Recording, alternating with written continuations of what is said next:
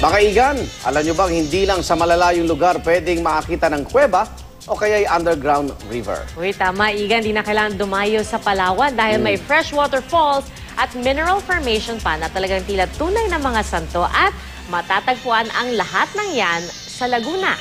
Narito ang report.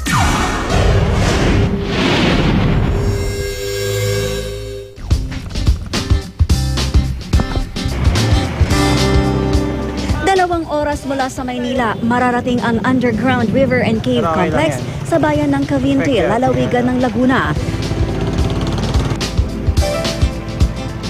Nadiscovery po namin ito noong taong 2010. May nagturo sa amin na may kuwebang natatayang kuweba. Pagkatapos po noon, i-explore na po namin lahat at sinuggest po sa amin sa LGU namin na maganda po ito.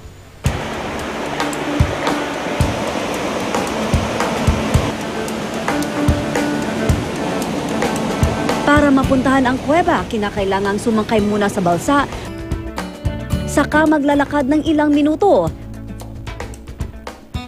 Pagdating sa bungad, agad makikita ang rock formations na inukit ng kalikasan.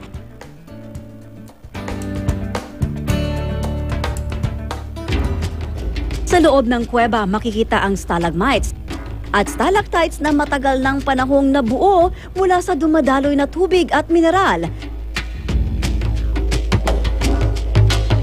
At isa sa kilalang mineral formation rito ay tinatawag na katedral na animoy mga inukit na santo. Sa bandang looban pa ng kuweba, may fresh waterfalls na naghihintay na pwedeng languyan ng mga malalakas ang loob. Pero dahil masukal pa ang daan patungo rito, pansamantala itong isinara sa publiko. Malaki po ang potensyal ng kuweba na ito na maging tourist spot, pwedeng ipagmalaki ng buong Pilipinas. Sa ngayon, may cave management plan ng isinasagawa ang DNR at lokal na pamalaan ng Cavinti.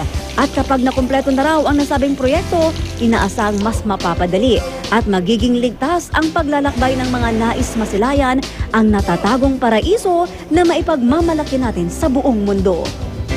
Para sa unang balita, Claire Delfin reporting.